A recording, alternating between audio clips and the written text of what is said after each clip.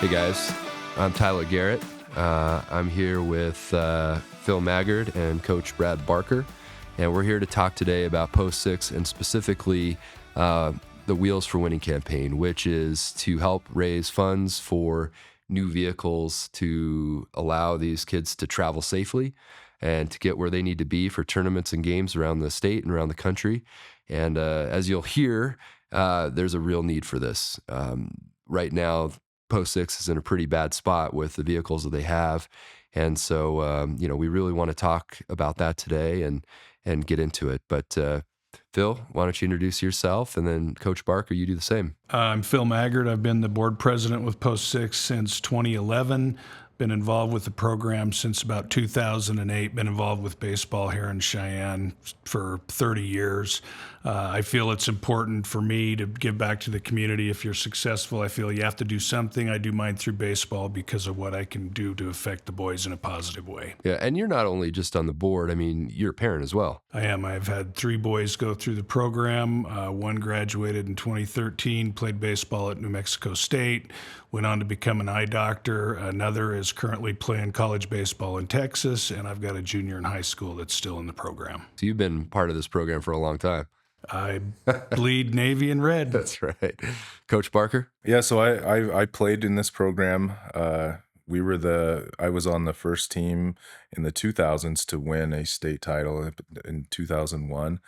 Went off to college to play a little bit, and then I came back in 2004, I think is when I started coaching again. And from there I've coached through all the ranks of the program. From 7th graders all the way up to, well, now the Post 6 varsity, and pretty much took a couple years off when I had my kids, and it was only a couple, and then I was right back into it. I got a little bored, and now I'm here and fortunate enough to be at the helm of Post 6. I'm here today as a parent. I have a boy who's played through the Post 6 system for a while, and even the younger system of YCO. And it's had a huge impact on his life, especially around 14 years old. That's when you, Coach Barker, started coaching my son Jackson.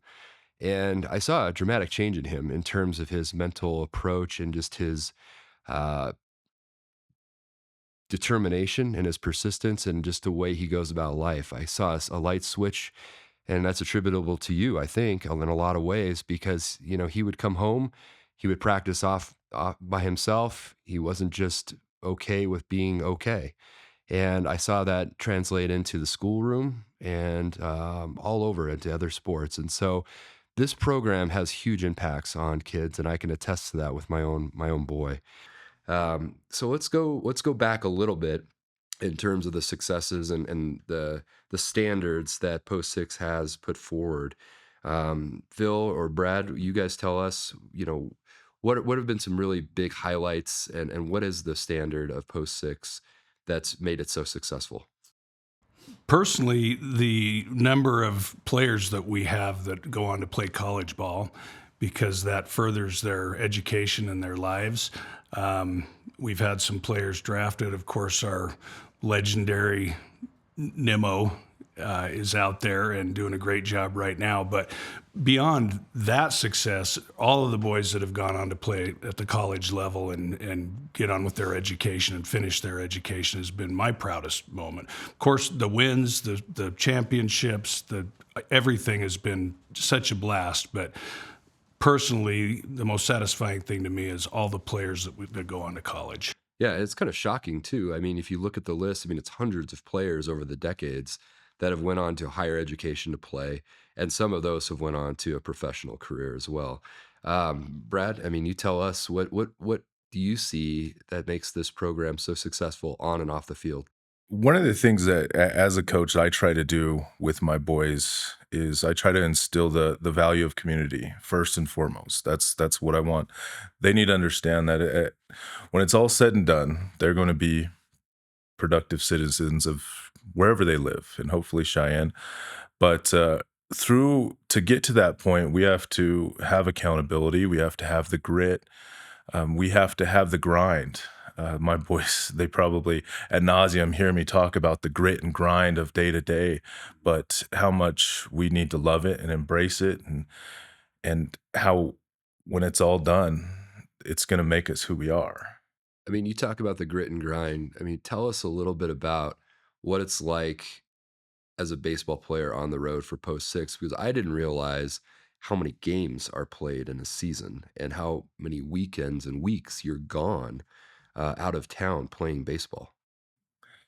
Yeah, and any given, I mean, month of June, especially for the varsity boys, I think 3.5 out of the 4 weeks we're on the road. We're traveling, and it's intense. Every week is a new challenge. We're facing different regional opponents that are powerhouses, and we have to embrace not only the fact that we're facing challenging opponents, but we're away from home. Mhm. And it's important that we're able to do that throughout the year. We're able to travel to face the best competition. While we love to be home, we understand we've got to hit the road, and we've got to, in order to be the best, we have to play the best. Yeah. So to put it in perspective, what was the record of post six this year and last year? This year was 69 and 17.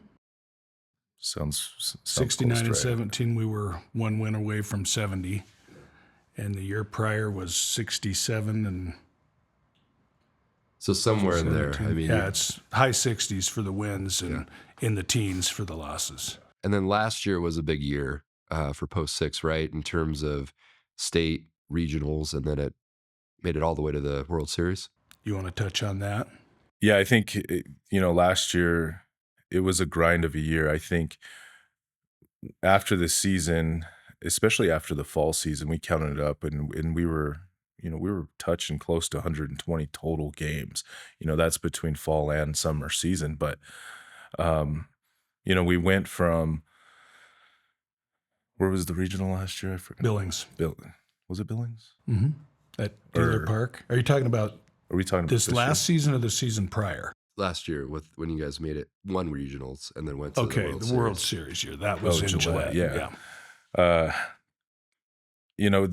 we're taking our transportation up to Gillette, and we have to, and then from there, we're fortunate enough to go. We were fortunate enough to take a plane over to Shelby, North Carolina, but uh, that whole summer it was a grind.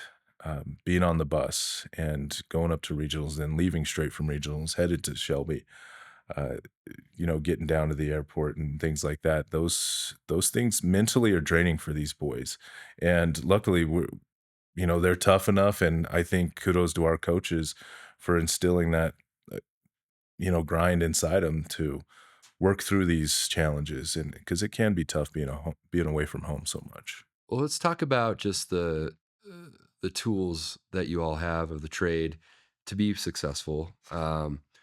Post six, as I understand it, is a program that runs on a shoestring budget.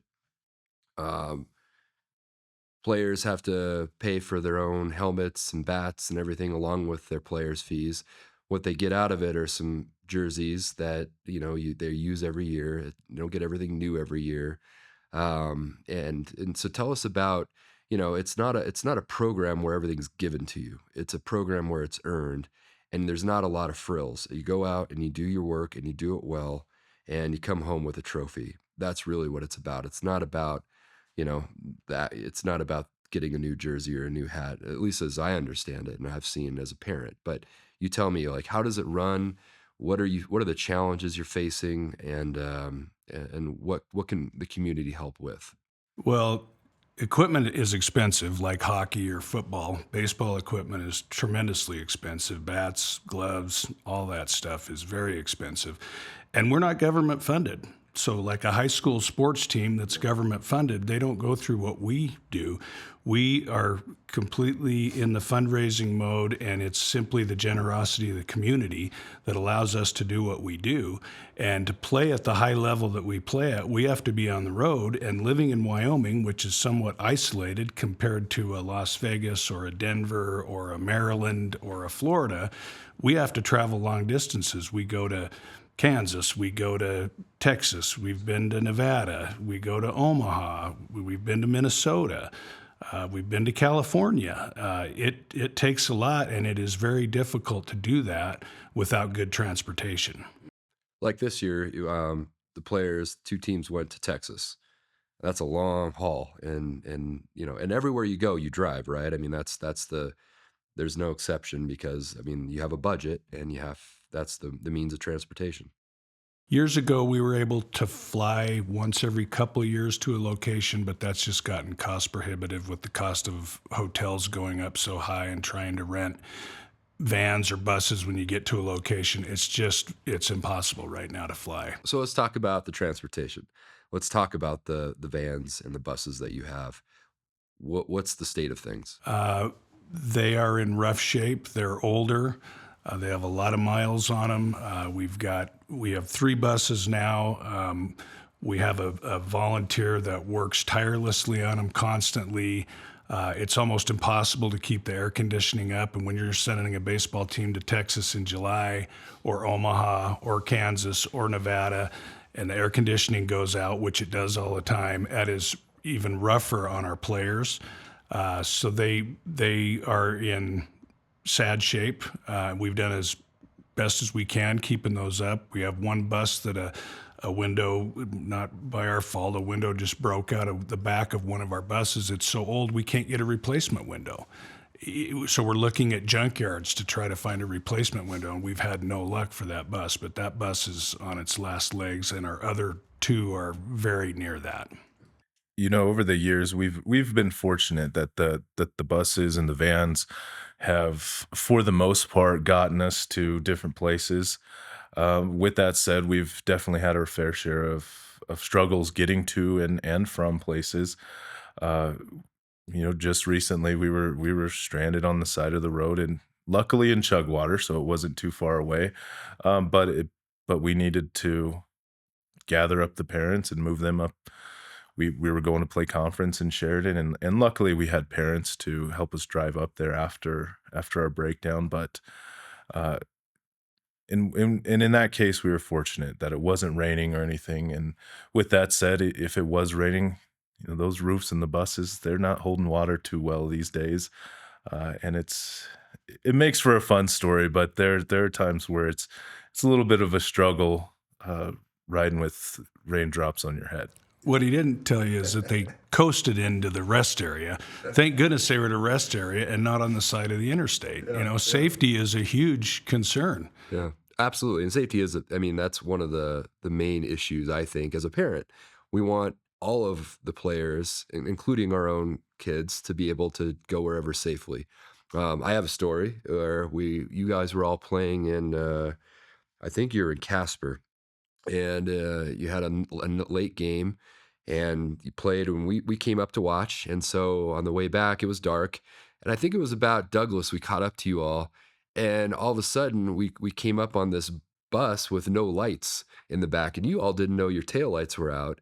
And so you were completely dark from the back, and so we followed you closely home the whole way, so our lights would help, reflect off of yours, and you guys could get home safely. I think it was at that point I was like, wow, I didn't realize how bad off the vehicles were, the transportation issue was with Post 6. And to add to that, that was an incredibly expensive repair because anything electrical has to be gone through meticulously, and it cost us a fortune to fix those taillights. Yeah. And I mean, there's other stories, right? I mean, this isn't new. This has been going on for years. I think there was an issue in Rollins, and you had grandmas come to the help and rescue. Yep, we had a drive line drop out of the bus on the interstate, luckily near Rollins.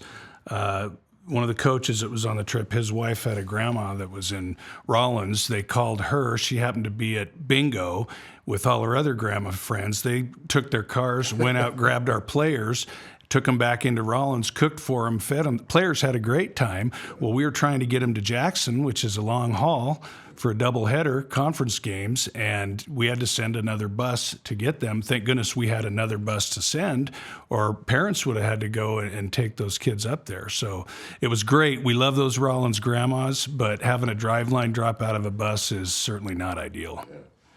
Yeah, and I think, I mean, that leads us into, specifically why we're here. And it's at a point in the post six program where there are vehicles needed. I think we're all can agree on that. And so what Post Six is doing now is developing a fundraising campaign to be able to raise money for new vehicles. It's called the Wheels for Winning campaign. And it's, we have volunteers and parents and coaches. Everyone's joining together to help raise money and be able to allow Post Six to afford two new buses and a van. And what the drive here is that these vans and these buses will allow Post Six to safely get around the state, the country for years to come. Because you guys have done this on a shoestring for so long. You've utilized the buses and vans you've had for years, and I think you got your worth out of them. But it really is a time now to really buckle down and have the community support Post Six and help us find transportation. Yes, our 3 buses are at or very near the end of their lives, especially like I talked about earlier, parts. Parts for the buses are getting harder to find because they are so old. And safety is a huge concern, and air conditioning so these kids are safe and healthy and ready to play and fresh when we send them on the road. And we're not talking about big cruise liner buses. These are shuttle buses. Kind of like the ones that are going around the city buses. Correct. Yeah, they need to. Vans don't work because these teams have 18 players, 15 to 18 players. We've got 6 teams, 15 to 18 players, plus you throw 3 or 4 coaches in there and a driver, and we need 26 to 32 seat buses. Okay. So modest buses, they're not the grand touring buses. These are the most economical vehicles that Post Six can find. Similar to an airport shuttle bus. Yeah. Okay. Yeah. And tell us about the transportation in terms of the buses. I didn't realize that coaches were the drivers or are the drivers of these buses. So it seems to me that's a long day for a coach. Yeah, I mean, let's put it into perspective here is we drive up to Sheridan, for example, and we get on the bus at 7, get up there about noon. Then we've got 2 games to coach at that point, and those can take anywhere from 2.5 to 4 hours for just one game, let alone 2 games. So, but you're looking at a minimum of a 2-hour game in most cases, and then we gotta grab some food, take a little break, and then jump back on the road and head back home. I know, in my time as a coach and driving the buses, it was I felt unsafe a lot of times where it's hard having the lives of these boys behind me and in my hands, knowing that I'm exhausted, and it gets a little scary, and I can tell, even though I don't drive that much anymore, most of the assistant coaches do. It does worry me, and it's something that's concerning when I have my assistants driving after the same day. They did as much work as I did at the end of that day. We've come to the conclusion that we're asking way too much of our coaches. We want our coaches to coach, and so we've made a commitment to hire drivers. Well, what does that take? Green money. It's expensive to hire drivers, but to play at the level we play at, we've got to have fresh players, we've got to have fresh coaches, and we've made a commitment to start hiring drivers. Yeah. Well, and I think as a parent, I mean, we could all agree that safety is first. That we want to make sure not only the players are safe, but the coaches are safe. That it's a productive and positive experience, not stressful, and that everyone gets home safely and represents Cheyenne and the community in a way that Post Six has set that standard and isn't distracted from other things that it unnecessarily. So, that's why I think the community now is rallying behind Post Six. We all want to make sure that we provide as much support as we can. And if vehicles are what's needed, that's what we're focusing on. So thank you for all that you do. Okay, so we've been talking a lot about just the nuts and bolts of Post Six, but let's talk about the success of Post Six in terms of its winning record and the recent achievements of Post Six that you're aware of. So Phil, take it away. Recently, through a lot of very hard work, this stuff does not come easily. We've won 21 of the last 24 state titles. We have 37 state titles overall. We've got 4 regional runner-ups, 9 regional Final Fours, 1 regional championship. We're the only Wyoming team in history to ever win a regional championship and go to the World Series. And in the World Series, we ended up in the Final Four and lost in the semifinals by 1 run. So you don't get that way just because you're in Post 6. The work and the commitment and the level at which these coaches have these players at is how we get that done. One thing that I think a lot of the community I would love for them to see is we're producing high level baseball players nonstop. So many of our boys are going to college to play baseball, and then likewise we've had quite a few make it into pro ball, and several of them make it into a major league organization. Most notably, we're talking about the Brandon Nemos, but we've also had Pat Farrell has made it into an MLB organization, but we have Division One guys going to play baseball. Coulter McAnally most recently, Braden Pearson, who's currently a senior, he's committed to Texas and signed with Texas. So this is some of the highest level baseball that you can find at a high school level, and we're putting out college baseball players pretty much nonstop year by year, and it's fun to see these boys developed because most of the times I've seen these guys from the time they were 13. Most recently, I've had from 13 on up. I've seen them develop into now what's going to be, you know, Texas, Utah commits. Yeah, it's something that I think the community is aware of and is supporting more. But you go to a game on a weekend here in Cheyenne, and the stands. You have parents, but you also have community there too, supporting, cheering everybody on, and I think that's something that's pretty neat to see because it is high level baseball and it's fun to watch. So Phil, you touched on something about the World Series, making it to the World Series. Was that last year? 23. 23? Yeah, 2020. And that was the first time in post six Wyoming, history, Wyoming history. Wyoming history, and Legion Baseball, the first Wyoming team to ever go to the World Series. And so they made it there. How did they do at the World Series? They made it to the semifinals. They went 2-1 in pool play, made it to the semifinals, and lost a tough one by 1 run. Stranded 11 base runners that game. And they beat in terms to get to the semifinals, who'd they play and beat? Was it Alabama? They beat the reigning national champion, Troy, Alabama, in pool play, and the winner of that game was going to go to the Final Four, and we won that game. All right, well then let's turn to just any other thoughts that you have in terms of development. Brad, I liked what you said. I mean, you have been with a lot of these players from early on, 13 years old. I mean, what a formidable age to have, to guide these kids. And like I said in the beginning, my son's one of them. I mean, you've had a tremendous impact on his life. You can teach him all you want about technique and method, but inspiration's the biggest of all. If you inspire someone, they're going to work hard for you. They're going to see and understand what it takes to get what they want and obtain their goals.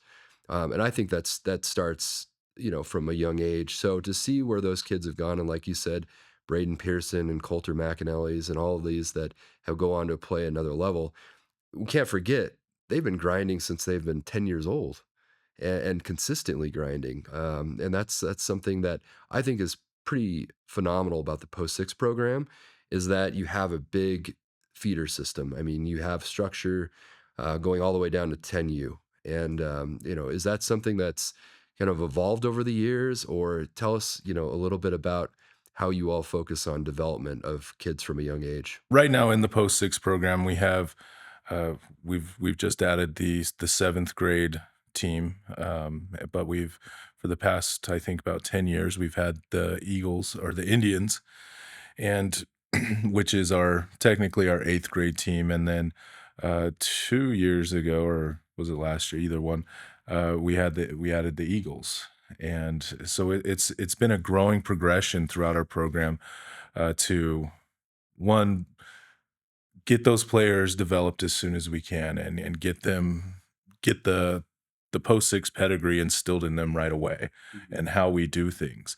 I think it's, for me, it's been helpful because, especially for my boys that I've been able to coach over the years, is they realize that I've been through the grind. I've never been just easily talented. I've had to work for it. I've had to, uh, as many of my players would recognize me say, I've had to walk through the fire quite a bit, and that's something that we're going to continue to work with as we develop these players. Is we need to embrace uncomfortable more often, and that's something that we enjoy. We enjoy the uncomfortable, and I've been fortunate to have guys who've embraced that and will walk through the fire and have no problem with it, and knowing that they're going to come out on the other side a better person, a better player, but most importantly, a better person to me. And with these teams, we've got about 100 kids in the program. So, what age group do they start traveling on buses? Is it 7th grade or 8th grade? 8th grade. 8th grade. So, 8th grade 8th grade to seniors, everyone's traveling through the Post 6 program. And there's about 100 players. Well, I can tell you from a parent, having to have shuttled my own kid up to that point, it is so nice to have somebody else drive them to games and tournaments and ever around the country. And preferably not a coach. Exactly. So we've talked a lot about the program itself, the successes, what it's done for a lot of young men in this community. We've talked about the need for transportation, the state of things with the current buses. So let's switch gears to how the community can help and why we're here specifically. There's going to be 4 different opportunities of fundraising throughout the next 8 months. The first being a calendar fundraising, and we'll provide details of that through the website and social media. The second will be a matching campaign. And what we're hoping to do there is having a set of folks agree to match a certain sum of money. So whoever donates generally from the community, these folks will also match that amount. And then the third is going to be a campaign in the spring through ALF, who is a local business owner here in the community who's successful at fundraisers. And then the culminating event will be a dinner at the Diamond at Powers Field in the midsummer. And that will likely be during when there's a kids camp. And we'll get more into that with Coach Barker in a second. But that's the Wheels for Winning campaign. We're trying to find meaningful opportunities for the community to help support fundraising for the vehicles because they really are needed. And what I understand with Post 6 is that they're asking for modest vehicles. These aren't something that's extravagant. These are things that are just getting players from A to B and in a safe way. In a reliable way. So that's the goal for this Wheels for Winning campaign. I'm excited to be part of it. I believe in this program. That's why I'm donating my time and my energy to this. And I think we'll get there. I'm confident we can if the community comes together and supports us. So, Phil, besides just giving money, and everyone asks for money for a lot of organizations, but how else can the community support Post 6 generally? Support for the boys by attending games.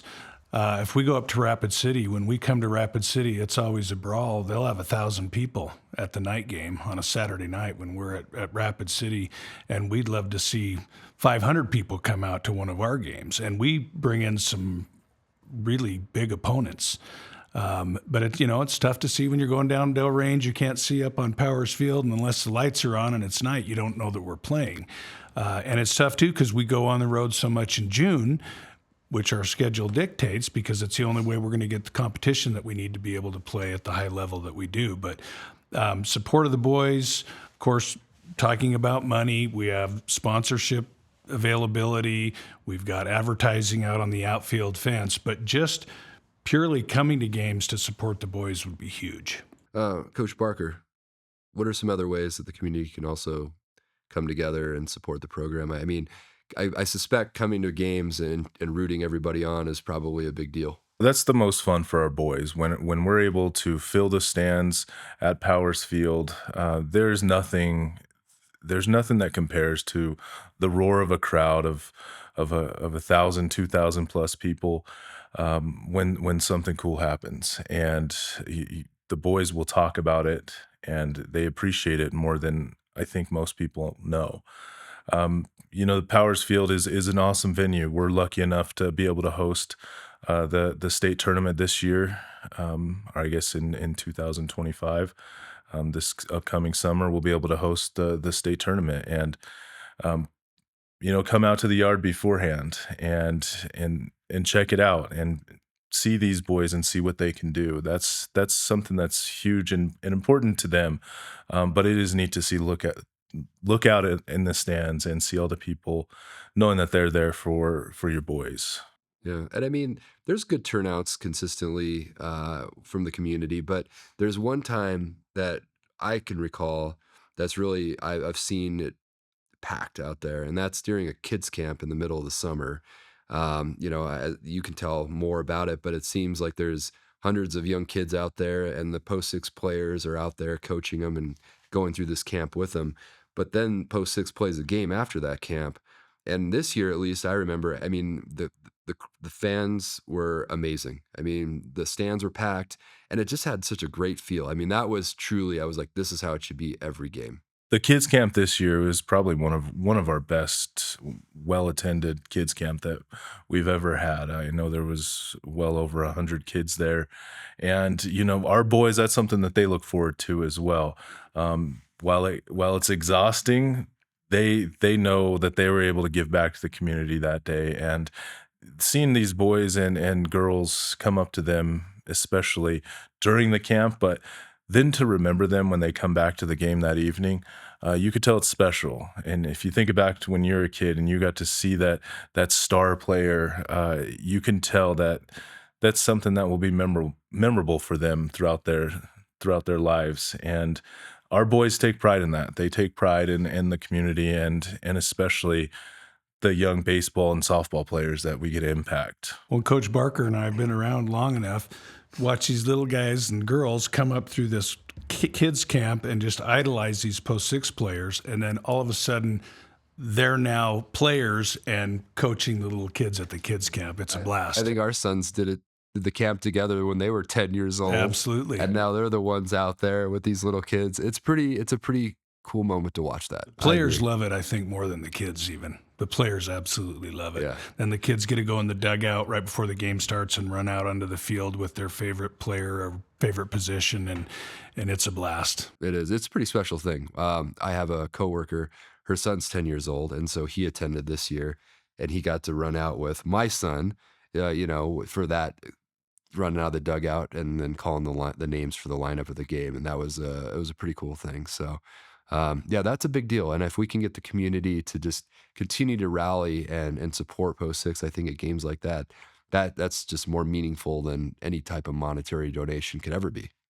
All right, gents. Well, thanks for your time today. I'm excited to see how you do in the next season. It's going to be successful, and looking forward to that. Phil, it's always a pleasure getting to connect with you and chat, and thanks for all that you do for Post Six as the president of the board. I see you all the time out at the field, announcing, picking up trash, doing whatever it needs to be done to make that day a special thing for everyone there. Well, I really appreciate the community. We can't do this without community support. And we have our operating budget every year, and we are in desperate need of transportation. Well, we're going to do everything we can from the volunteer side to help make that happen. So for everyone out there, follow us on social media, check out the website. There's going to be opportunities on the website to donate directly.